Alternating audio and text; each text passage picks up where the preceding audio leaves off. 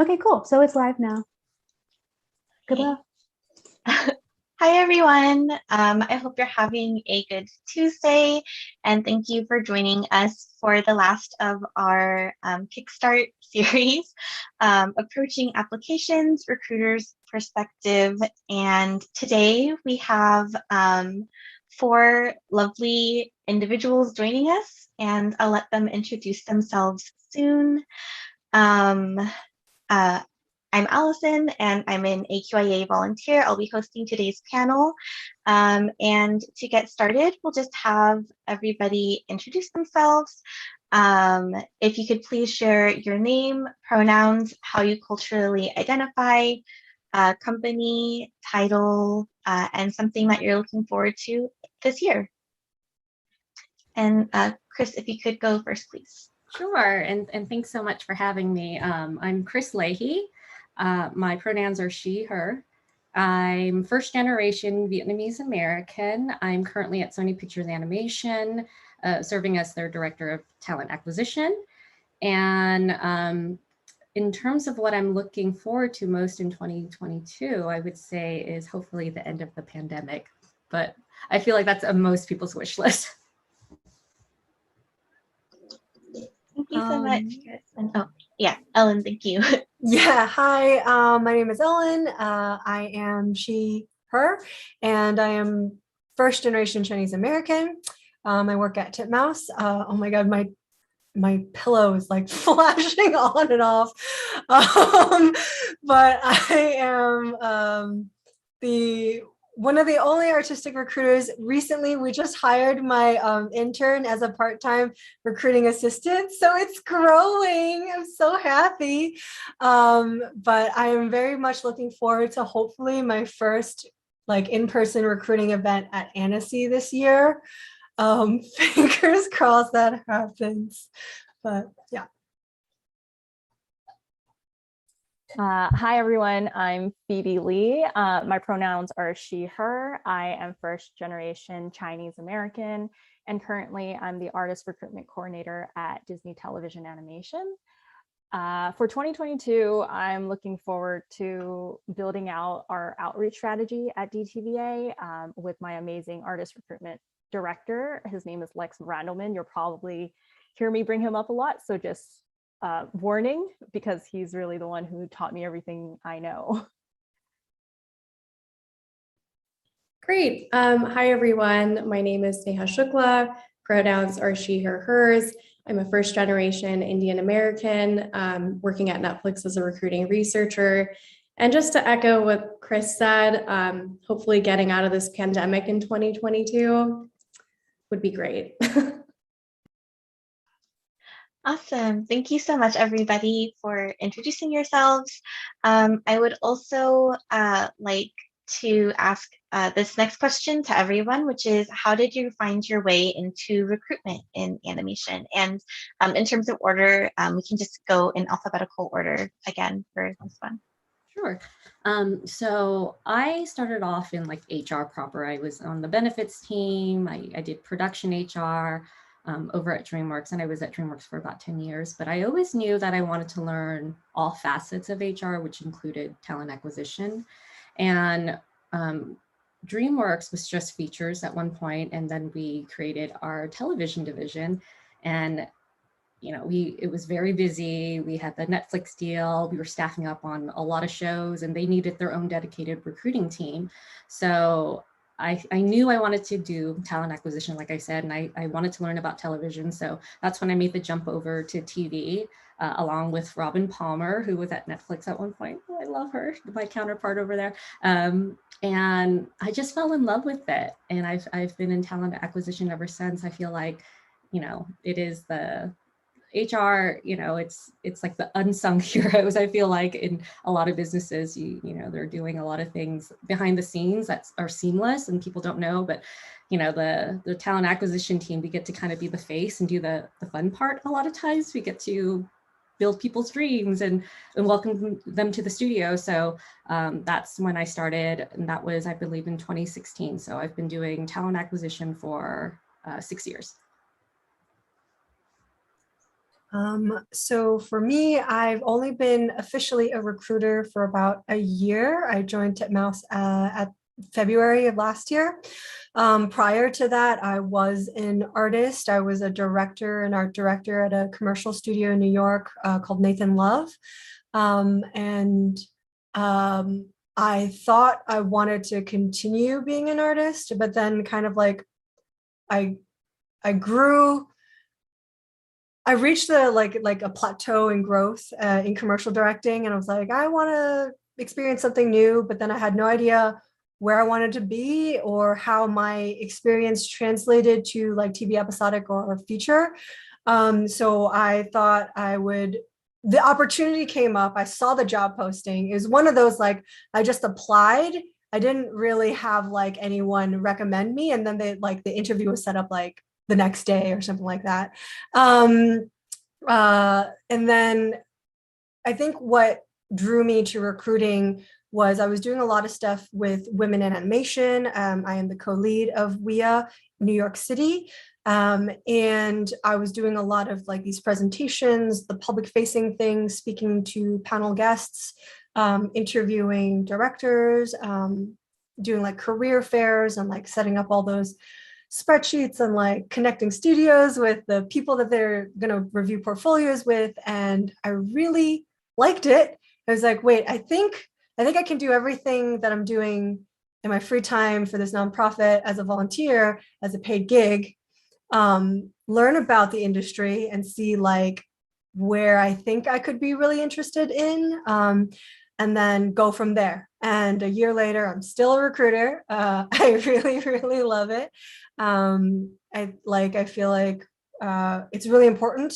I do feel like I can really make a difference in everything I was passionate about with WIA, in diversity, in being an artist. You've reached out and you've said, oh, they're not like getting back to me, or you've emailed somebody and they've really like, you're like, oh yeah, this is great, and then they like ghost you and like, what the hell. So I just wanted to like figure out what is what. I was like, I wanted to experience it myself, and now I know why. I know why, but we'll get into that later. But yeah.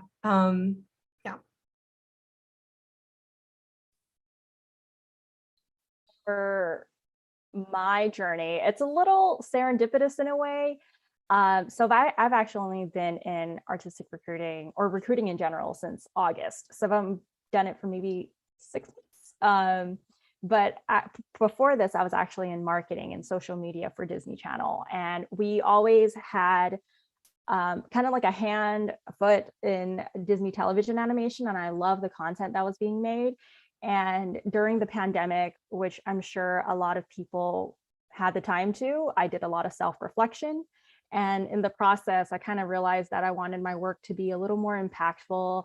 I'm very involved in the Disney Employee Resource Group Impact, where it's all about Asian American Pacific Islander representation. And I wanted that to be some way a part of my day job, where I was making an impact and I was really changing people's lives. So like I thought about everyone I've ever met at Disney, and I realized, my recruiter changed my life. I came from a small town not far from Burbank, but for some reason the entertainment industry was always outside of my thought process, and I never thought it was actually possible. And maybe it was because I never saw people that look like me or look like us. So I want to change that. And that's why I brought up outreach earlier. That's really important to me. And so when I had that realization, I was like, I want to learn more about the recruiting space and the artistic recruiting space, because I love Disney TVA. And Chris, being one of the people I actually reached out to, provided me with so much knowledge and information about this field. And when this position that I'm in opened up at DTVA, I took the chance, and my team took the chance on me, and here I am.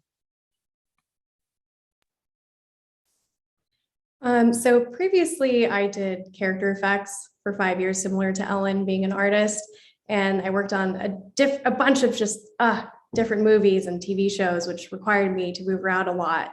And by my 5th year, I wasn't feeling fulfilled in my role, and realized I had a voice that needed to be heard in this industry, instead of just doing shot work behind my desk.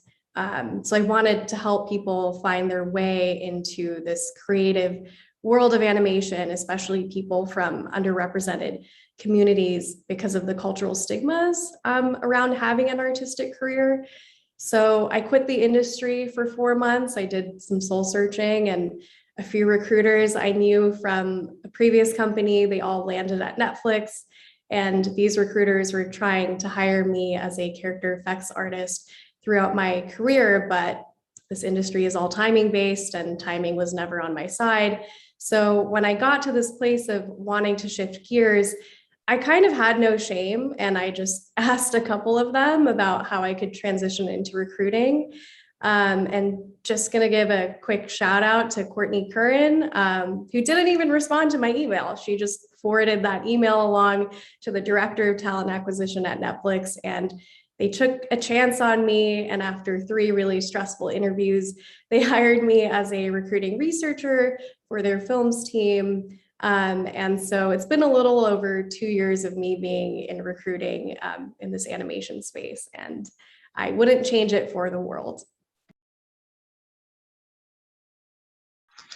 Thank you so much, everybody, for sharing your journeys. It's really cool to hear how like all of you came from like different like other backgrounds beforehand, but then like your passion for like the work and like representation like really like kind of brought you into this space. And I think that's super awesome and exciting. I'm excited to jump into some of these questions our research team put together. The first one being, how do you find new talent for both production and artistic roles? And that's the general question. If you have an answer, you can just unmute and then I'll call and keep track of each person who unmutes. I can start. There's passive and active sourcing that we all do as recruiters. So for active sourcing, it's like if people are applying for positions, like that's an easy way for us to find out who's available, who's interested in roles. That's always helpful. But a lot of times as well, especially when we're trying to find a fit for something that's very particular, we have to do something called passive sourcing, where we're literally sleuthing online for people. We're on LinkedIn, we're on Instagram, we're on ArtStation, we're just, we are constantly searching. So, I think what I'm trying to get at that is that even if you aren't actively looking, it's important that you are being prolific with your work and you are out there. And even if it's just on Instagram, like, just know like people like us are on there looking for you. I have an Instagram account that has one picture, but I use that account to look for you. And so it's just important to know that even if you don't hear from people, because I know sometimes it gets discouraging, and I know Ellen mentioned that as well, like she's applying for things she doesn't, and you don't hear from people, just know like you're probably being noticed. So the more active you are, especially right now when we're in a virtual space, this is how we're all connecting. The more present you can be, the easier it is for us to find you. And that being said, like make it easy for us to find you, because even if you're on Instagram, like we might try to connect with you through messaging, but if you can, provide us with an email address on your Instagram or on your website, that makes it even easier for us. So, just try to be as present online as possible right now, because that is how you're probably going to be found. Yeah, Yeah, for me. Oh, sorry, Ellen, go ahead. Oh, yeah. For me to build on that, I do use social media a lot, and thankfully at Titmouse I have pretty free reign.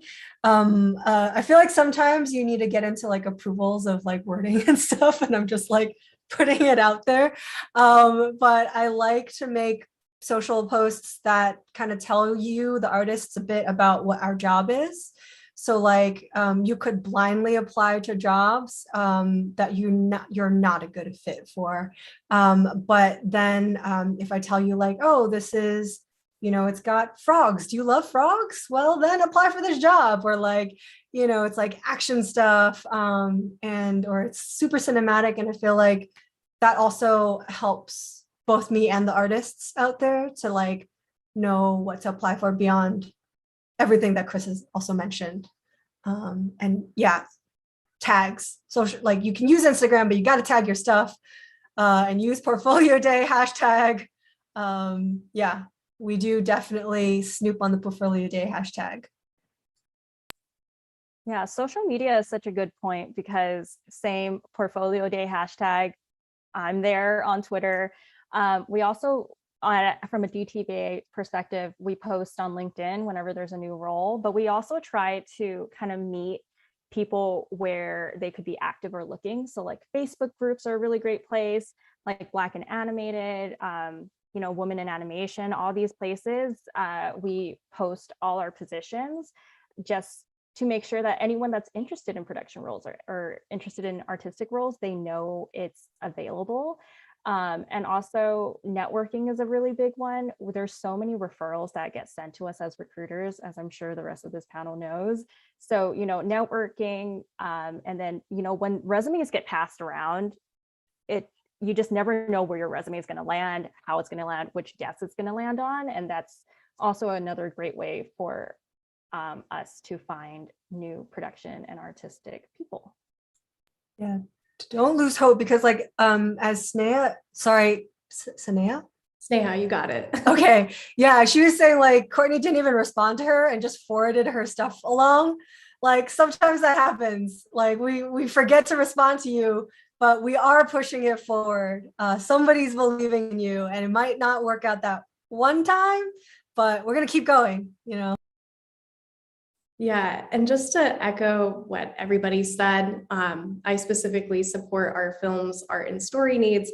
So I love Instagram and the endless possibilities of talent on there. So I usually scour that platform along with ArtStation, IMDb, sometimes even Twitter, just all of it. I'm not very good at LinkedIn though, so just apologies in advance, but yeah.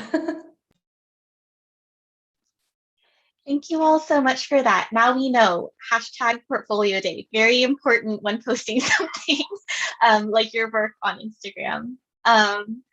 And lots of other great tips about not giving up, because I definitely think it is like you need to wait for that one person to take a chance on you. And once that happens, it's like perfect. Going into some questions about when people are applying, how they can stand out. So I'll start first with resumes, since that's something that, you know, artists and like people interested in production might be worried about. Is there anything that people should be thinking about to help their resumes stand out, or would like level up their resume compared to other like film animation experiences? Would that be helpful? Just a common question we have from our community. I'm so interested to hear everybody's thoughts because I was like, most of the time, I don't think I look at resumes, right? Yeah, and I think it matters on the role. Like if if we were looking for like prod staff, and I've always said like you have to treat job searching like it's a job, and like if you have like a stock resume that you are sending for a barista job and a prod staff job, and you know it's you're going to get the kind of attention that you're giving to the job search basically. But if you are looking at a job and you're looking at the job description, and I always tell people like the job description is like your key. It's like the gateway. It's telling you exactly what we want. Yeah. And it's talking about, you know, heavy calendaring and scheduling and all this stuff. And you might not have the skills, like you might not have the job history or the job title that speaks to this role right now, but you have the transferable skills. Like you need to relook at your resume and apply that to your resume. And then you should also be thoughtful about how you're talking about your job duties. So, you know, saying that I manage calendars is one thing, but saying like I manage calendars for 3 executives who oversaw international projects tells a recruiter a very different story. It's like, oh, this person is working at a high stress desk with international different time zones. So they probably have to be very organized and be able to prioritize. And that's the stuff I'm going to have to dig into. And that's going to pique my interest about that resume, as opposed to someone who may have just sent a generic resume to every position that they're applying for. And it's showing me like how much you really want this, you know, because if you are taking the time to really curate the resume and your application for the role, and obviously I'm not saying lie, but like think about the transferable skills and talk about that, then that makes it easier for me to say like, hey, I can advocate for this person because I know that they have what it takes, even if they don't have the job title of the work history for this specific position. And that's typically how we start relationships too. I think like as recruiters, we're talking to people who may not be the right fit for a certain role, but it's all about the relationship and the connections that we're making, because like with Sneha, like you had that relationship and years later, it circled back because we're constantly thinking about people and trying to match make them along the way. So if you just try to put time into the resume and the application, like it will show, and we will want to continue that relationship and help you out along the way. But you have to help us with that as well. Yeah. It's like we want to feel seen. We want to feel like, you know, we're people too. So like listen to the job description, because I wrote that. That. Yeah, and I think that's so great of that description you gave too, about, you know, the managing calendars, because at different studios, different job titles mean different things. So maybe your title was a cleanup animator at one studio, and we're like, oh, that's probably a junior role, like maybe you're not really experienced. But then in the interview, I then learned like, oh, he was cleaning up other people's animation. He was like retaking animation. He was redoing animation. So it like, again, indicates another skill level that maybe if we didn't go into interview, we would have dismissed, right? Mm-hmm. But then that's a really important part of the description to your job title, if you're going to utilize it. Yeah, I think really advocating for yourself is super necessary. Like I came into recruiting with zero recruiting experience, no experience in talent acquisition, and I just had to advocate for myself and say that I have this artistic eye and I understand the pipeline. So to circle it back to what stands out in a resume, just make it unique to yourself and your lived experiences. Like, for example, because I specifically work in art and story, I love seeing the little drawings on the resumes because it adds this unique touch, can see what you're interested in. As far as the experience goes, if you work on any sort of project that's in this collaborative environment in a collaborative way, that really stands out to me, because working in animation and in any studio is all about being collaborative and working in teams and working with other departments and being able to communicate. So again, just advocating for yourself, because at the end of the day, that's like really all you have. Yeah, I completely agree. And, you know, just to like piggyback off what Chris was saying, transferable skills are such a big thing. From my personal experience, I think if you just thought about my jobs just in the past, like social media and marketing to recruiting and HR is just so different if you think about it from like a very topical general sense. But I really honed in on like, you know, social media so much is about scheduling. It's so much about like knowing the creative that your audience wants to see. And it transferred into, you know, being able to manage all these schedules for all these interviews that I work with for these candidates, but also the creative eye it takes for animation. And luckily I was also part of a social media team that, you know, was working with Disney TVA. So I was able to kind of like see the different shows that were already happening and what each team was looking for artistically. And, you know, from a resume perspective, I think it's important to sell yourself that way, you know, sell your transferable skills and narrate it, write it out in a way where you're really selling yourself, because as a recruiter, that is our first way of seeing you.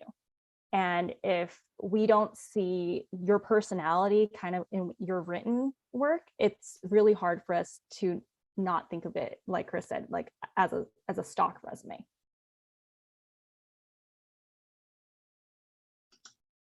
Thank you so much for that. I think it's really eye-opening to think of like how we're approaching resumes as like tailoring them to specific jobs that we're looking into and thinking about the transferable skills, because I know for a lot of people in our community, like some of them like have maybe had other positions, but they're still trying to break into animation. So I think that's really, really helpful. Another question that we had was, what is the process like when you're looking over like an artist or production applicant's application? Do you look at like a portfolio first, or would it be the resume or cover letter? I think that sometimes people try to figure out where should I be focusing more of my time to make the most impact. So that's the next question. I can jump in. So if you're an artist, like to Ellen's point, I will look at your portfolio first. But the resume helps, obviously, because we always check IMDb for people's work history and stuff, because that helps me figure out like your level of experience as an artist. So you might be a very talented artist, but if we have a team of very junior artists and they might need a more senior artist to kind of, pair that team up with, as so they have a mentor and someone to kind of guide them along the way, that just tells me whether or not you will need more support as an artist because of your work history. Even if you're a very talented artist, like if you're a first time production artist, you might need a little bit more support. And so when we're casting for a show, we're looking at kind of everything depending on the makeup of the team. But in general, I know if I'm casting for Spider-Verse, it's a very specific look. So I'm going straight to your portfolio to see what your style is like and your foundational skills. And then from there, I will also look to see like, oh, have you worked in a production schedule? Because I also know their schedule is very tight and demanding. So like, what does that mean for this artist? And, will they need more support? It doesn't mean like you won't get casted on the show, but who do I pair you, what team do I pair you up with to just make sure that you're successful? Because I think, and we'll talk about diversity later as well, but like, it's important to make sure that you're bringing in people that are diverse, but you're also supporting them when they're in studio as well, so that they are successful. Otherwise, it's not going to be a good experience for anyone. For me personally, I'm always looking at portfolios and trying to see which projects they'd be fits for. So having a strong portfolio takes precedence over your cover letter, but experience, like what Chris was saying, on your resume is just an added bonus and a plus, and we can further advocate for you. But at Netflix, we don't have a set studio style. And I know at other studios, they have different projects with different styles as well. And so trying to find that perfect match, I think it was Chris who had mentioned the matchmaking process. I love that analogy. So we're just matchmaking artists with projects that they could be a great fit for.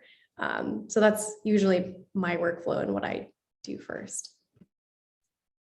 Yeah, and to add on to everyone else's comments, your organization of your portfolio, depending on the role that you're looking for, like I feel like it's really important. So some of the confusing things that we run into that might have cost somebody a job was like they did the background design and the paint, but they called it something weird and it made people think they couldn't do the task that we're hiring for that they could. So this example would be, they said they were background cleanup when actually they were doing the background design. Like they got a really rough storyboard that really wasn't designed and they call that cleanup.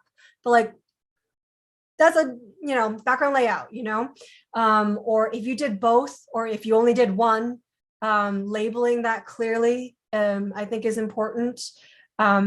Describing what you did on a project. The higher the level you're applying for, the more I think I like seeing description and thought. And because if you're a supervisor, let's say if you're applying for a supervisor role, you're going to be mentoring artists, kicking them off, like teaching them how to do an assignment. So like being clear in communication, organized, and explaining your thought process is really important. So yeah, but I mean, that's always good. good communication skills, if you can showcase that in your website, is awesome. When it comes to resume versus cover letter that we review first, I would say it really depends on the role. Because if it's an entry-level role, like a production associate role or any of that sort, it's going to be resume and cover letter. In cover letter, I always want to look for, like, do you, especially for an entry-level role, like, are you passionate about animation? What's bringing you into that? What's bringing you into applying for that? Whereas in your resume, do you have, like we said earlier, transferable skills? I think when a portfolio really comes first is when it comes to an artistic role, but even then, having the resume is really helpful to see your background, how much experience you have, and also this is something that Lex helped me with, because I actually don't review artist portfolios just yet. It's part of my training plan. But like I said, I've only been in my job for 6 months. But when he's reviewing, he really thinks about how much background you have so you could keep up with the production deliverables. Because sometimes, if you're relatively new, it's the turnaround time might be a little too quick. So just like having those foundational things, and I want to say we really do review it all. Awesome. Thank you. And I think that's really helpful to know that, like, everything is important, but depending on the role, one thing might be more important than the other. So you really don't know. So putting good effort into each part of it, treating it like a full-time job is a good way to go. I'm going to do a couple more questions from the list that we sent you before, but then we also have some questions from our audience coming in. So I'll switch over to those in a few minutes. But if you're watching and you have questions, definitely send them over so we can ask them. The next question we have is about I guess LinkedIn etiquette, which I know not all of you use LinkedIn, but I guess more generally, if you're trying to connect with a recruiter for the first time, is there like do's and don'ts that you have experienced that you would like to share? Because I think, people want to make sure that they're coming off as like they just want to connect, but they aren't sure or not comfortable with reaching out at cold call. So if anyone has any advice on that, we'd love to hear it. Yes. My biggest pet peeve, and maybe other people disagree with me, is when people ask for permission to send their portfolio. And the reason is because, like, you just used your chance of me opening your message when I could have at that point seen your portfolio. So don't spend that connect message asking for permission. And I would say, we get a lot of those requests, and I don't always accept them. But if I see that portfolio and I see you're serious about it and really passionate about it, even if it's not at the skill level that we're ready to hire you for, I'm more likely to connect and keep an eye on you and keep an eye on your progress than like in cold email where I don't see any animation related stuff on your LinkedIn. So what do you guys think? I think for me, it's, I always say, like, help us help you. And sending us your portfolio link right away is always helpful. But also, I think if you're reaching out to us for the first time, you should come with a goal or an intention, right? Like, I applied for this position online. I'm available on this date. I have this many years of experience. Here is my portfolio link. Do the legwork for us, because we have, this is not to be discouraging, but just to really paint a picture. But we have hundreds of people that reach out to us all the time. And it is really hard for us to read. I mean, it's humanly impossible to read that many emails and respond to every single one. But the ones that really catch my eye are the ones that give me the information that I need to help them right away. But if you're reaching out to me and saying, what do you think I would be good for? It's like we can't be people's agent. We want to help people find work, but it is a partnership as well, where you give us all the information that we need to know to help you find the right role. So I think, you know, when it comes to LinkedIn, like, maximize that time, like Ellen said, and like when you're reaching out, provide us with all the information, but also like we are humans on the other end as well. So it's always nice to say like, I just wanted to make a connection, or I really love Sony. And it's like, you know, like, don't just come in hot with like, what are you gonna do for me? But like, you know, like with a human experience as well, because, you know, we wanted to, we want that experience when we're being connected with, and we want to feel like, you know, you're looking at us in a respectful way of not just recruiters who are going to do something for you, but as like people on the other end who are trying to help you on your search. I completely agree. Purposeful connection is so important, especially when it comes to LinkedIn etiquette. I think we can all relate. We probably get easily tens or if not hundreds of LinkedIn connections almost daily, weekly. So it's really, and with that usually comes with messages. So the quicker and the more direct you can be, and with purpose, like Chris said, you know, I think you literally took the words out of my mouth. You know, say that you applied for a position, you have this experience, this is my contact information, this is my portfolio link, include the password, you know, all those things. So that way we get all the information in one message. And even if we don't get back to you, that doesn't mean we didn't look. I think that's another big thing, kind of like what Ellen said. Like, it's just one of those things where it's always going to be passed around some way, somehow. We see the potential. So I get sometimes my pet peeve, and I wish it wasn't a pet peeve, but it's the consistent follow-ups, you know, where it's like you almost get bombarded with a bunch of messages, and you have to remember we're people too. And if we have tens and hundreds of messages, we can't always get back to it, but know that we have the purest intentions and we're advocating for you. We just don't always have the bandwidth to get back to the hundreds of messages that we get. Yeah, to echo with what Phoebe just said, I am not the best at replying to everybody on LinkedIn. I'm so sorry, but I am on LinkedIn looking at people's profiles. And as far as etiquette goes, I love seeing up-to-date profiles with your experience, your portfolio links, your emails, so I can get a hold of you. Like, I'm always on LinkedIn for just to check out people and their profiles, really. So even if I'm not great at responding, please keep your LinkedIn up to date. That is very great advice, because as you said that, I realized I haven't updated my LinkedIn. So definitely something to add to my to-do list, a good reminder for everyone. But I think really helpful, especially, you know, in this virtual space where maybe there isn't as much in-person mixers we can go to. Ellen, did you have something you wanted to add? Oh, no, sorry. Well, never mind. Don't worry about it. Oh, okay. I just saw you unmuted, so I wanted to double check. I have another question, kind of similar, but this one's more geared towards early career folks. So let's say like somebody has like landed their first job and they're coming up towards their end date.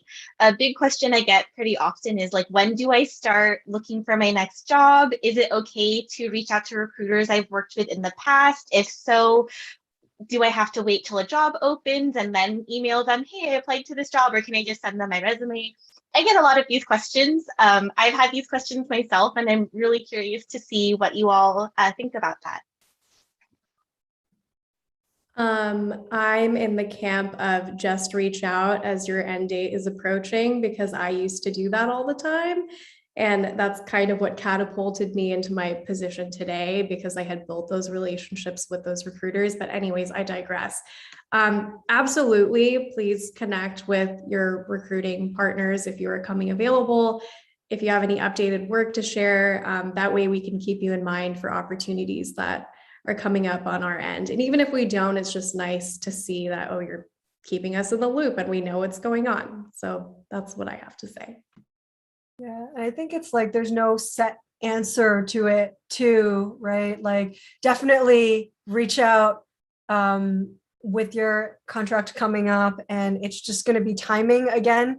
It's like you could reach out towards the end of your contract and I definitely have a job for you and it's going to work perfectly, or I don't yet. But then like your contract ends, a month later, I have that position and I have your resume ready to forward it along.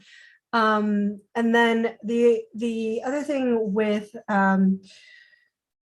I see this like follow up about like, what's the persistence? Like, what's the line to walk between like following up?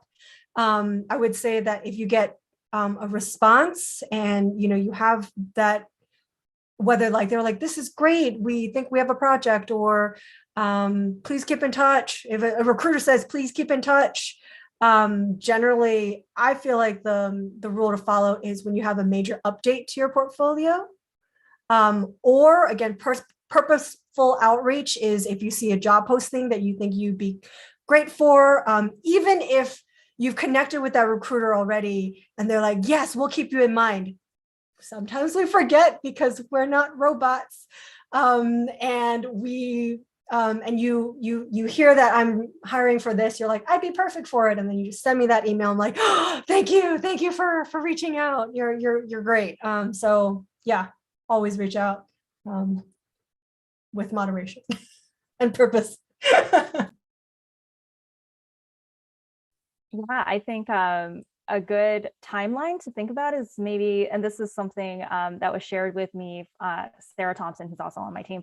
She shared 30 days prior, before your end date is like a pretty good place to start reaching out to recruiters and your artist management team, because that's kind of where it lands, where if there's something coming down the pipeline and maybe the job isn't posted yet, it's good to get on the radar of recruiters that you are going to be available soon. And usually 30 days before your end date is kind of when shows start slowing down. So it's not too big of a deal if you leave, 2 weeks before your end date or something like that. If a show needs you immediately, it's just a good timeline to go by. And it's really helpful to just keep the relationship going in a very organic way, rather than just like, bombarding even when you're not available.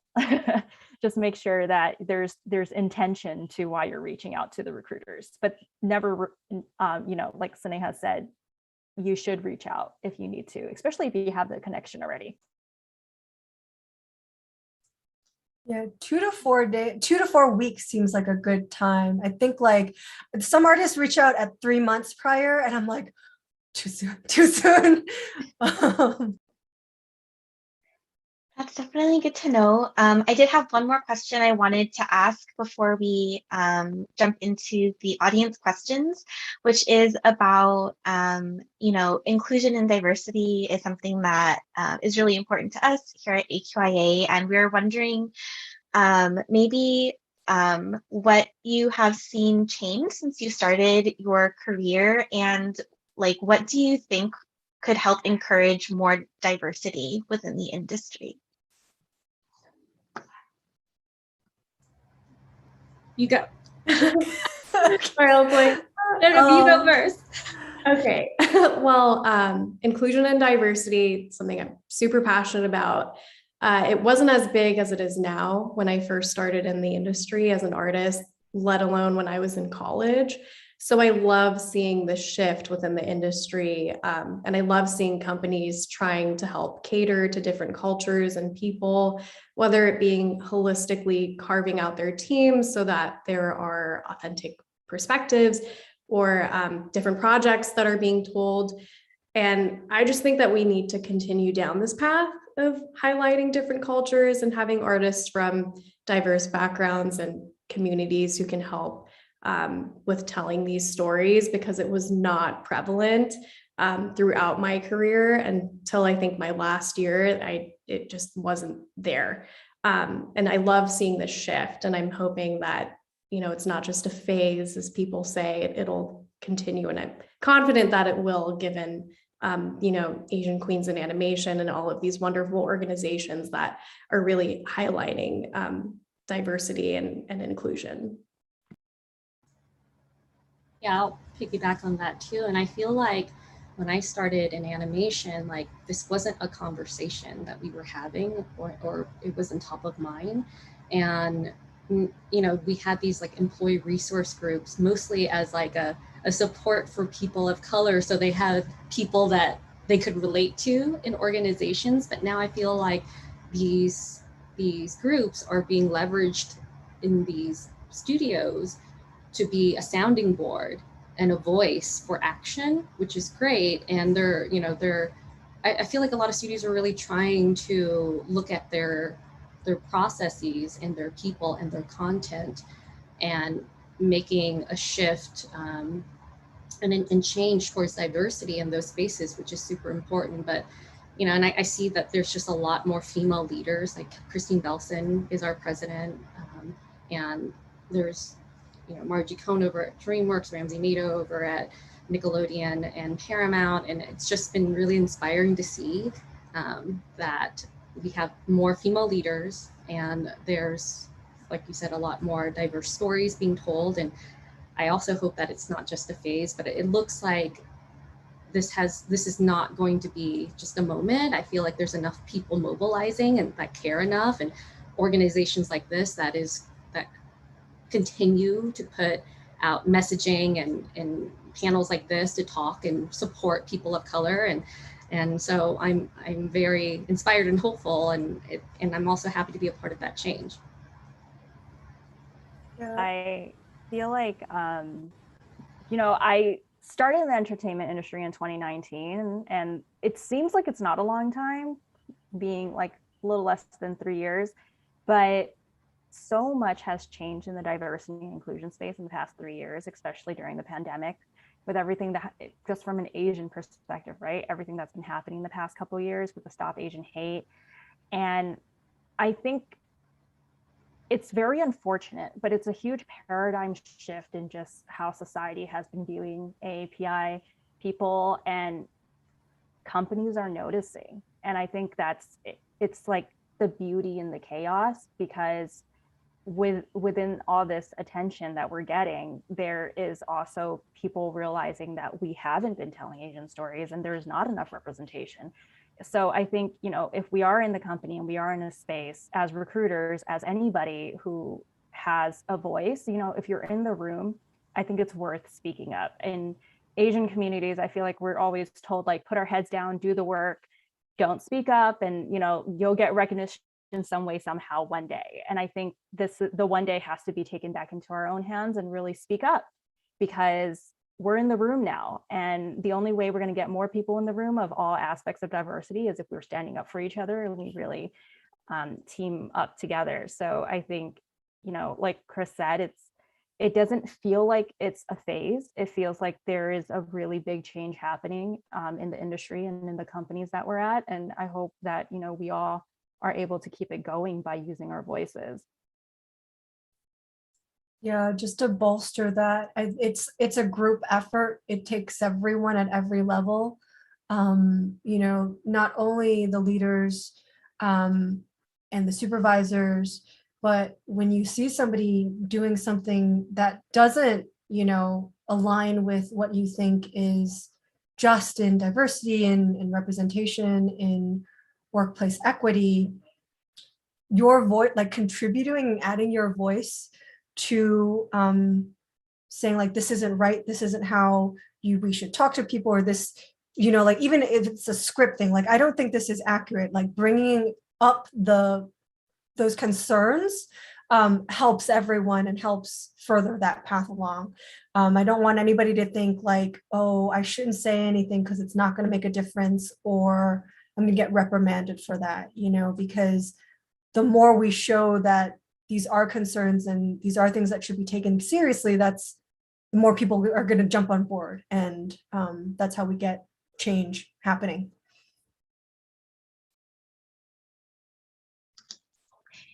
Thank you so much, all of you, for sharing that perspective. It's very, I guess, I feel hopeful that you all feel hopeful because you all are seeing what's happening, you know, on the recruiting end, and that's like how we're going to get more people in. So thank you so much for sharing that.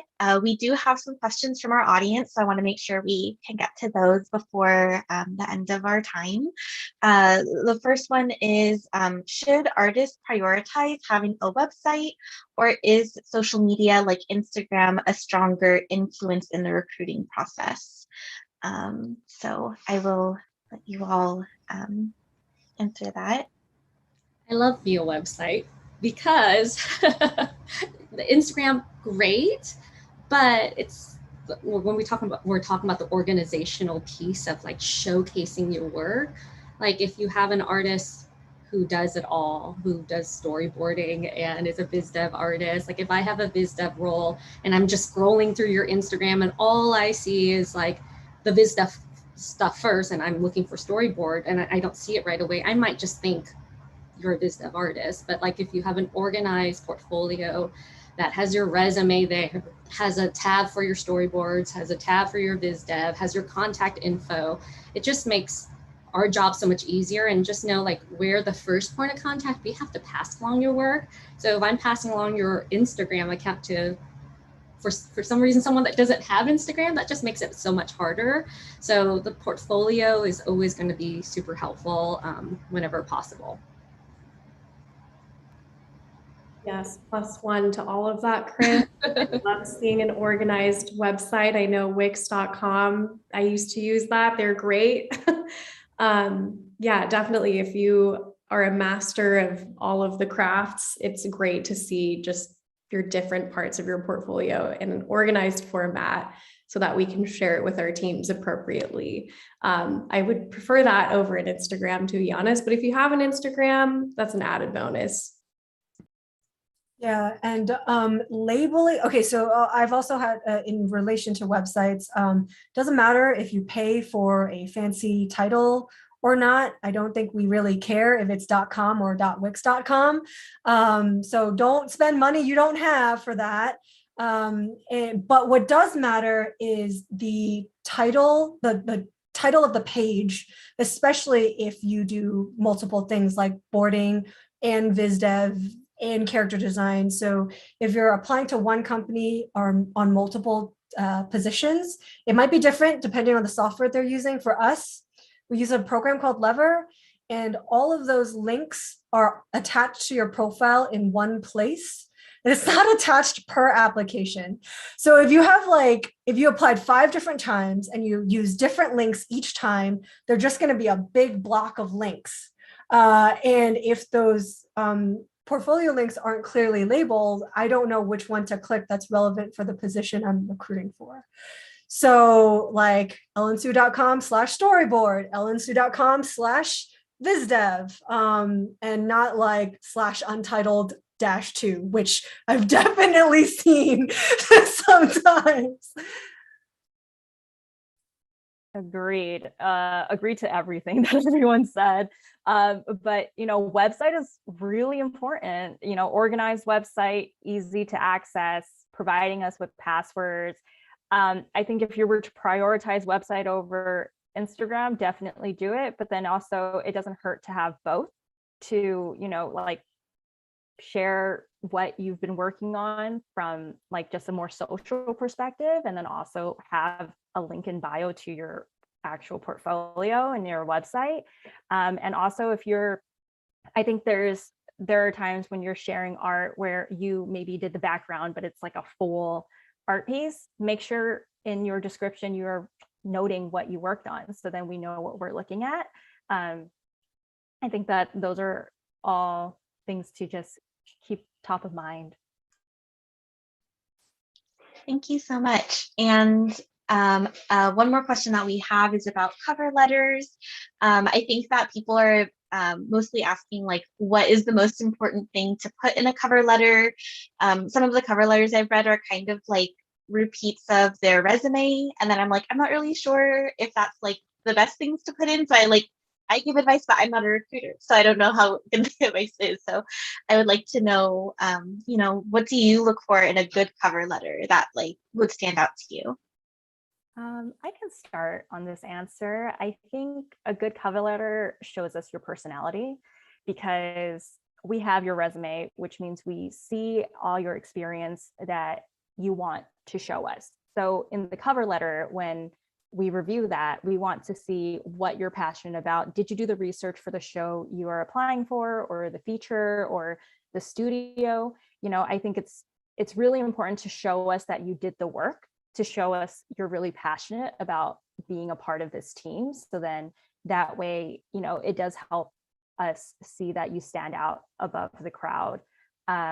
And also any extra information that may not be in your resume. Don't repeat anything in your resume, but like maybe you're very involved in WIA, right? So like, you know, share that. Really show us like how active you are in the animation community.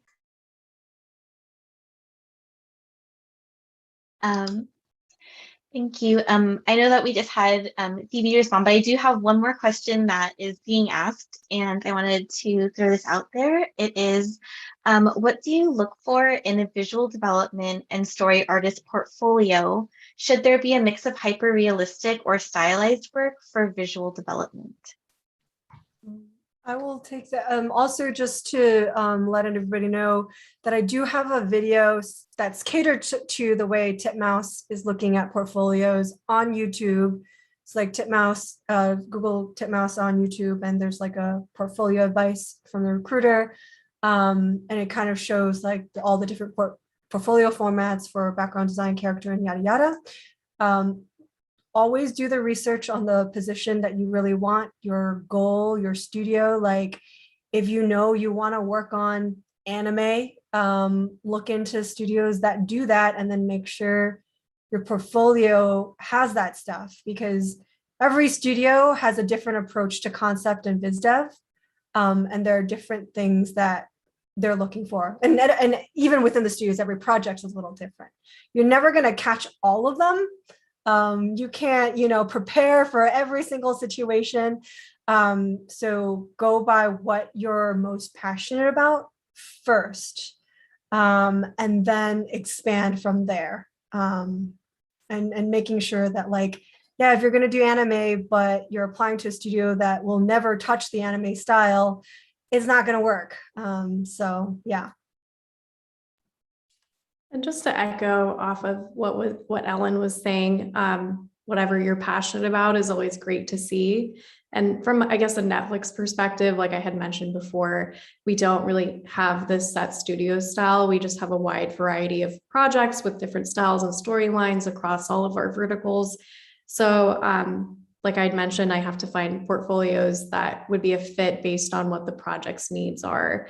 So I think having a mix of hyper-realistic or stylized work can be beneficial because it shows that you can adapt based on the production's needs, but it's not a necessity at all. If that's not something that you're interested in, it should always be about what you're interested in working on. And then from there, hopefully we have a project that is aligned with what's in your portfolio. And I know we're at time, but just wanted to throw out another resource in case it's helpful. On our Sony Pictures website under careers, we do have a portfolio tips page where we have a checklist on things that we look for in a viz dev or storyboard portfolio, and also some videos from our head of story and art directors in the past who just provide some insight on what they look for. So hopefully that is helpful to the audience. Yes, thank you so much. We are at time. So I just want to take this moment to thank you all so much for joining and sharing your experience in recruiting, and also giving great advice to our viewers and community members of how they can break in / continue thriving in the animation space. And thank you to our audience for joining and giving these great questions. I tried to get to as many as possible, but we'll definitely save them so that if we have any future, you know, we can use them to make future programs, I guess is what I'm saying. But yes, thank you all so much for joining, and I hope you have a great rest of your day. Thank you. Thanks for Thank having you me. for having us.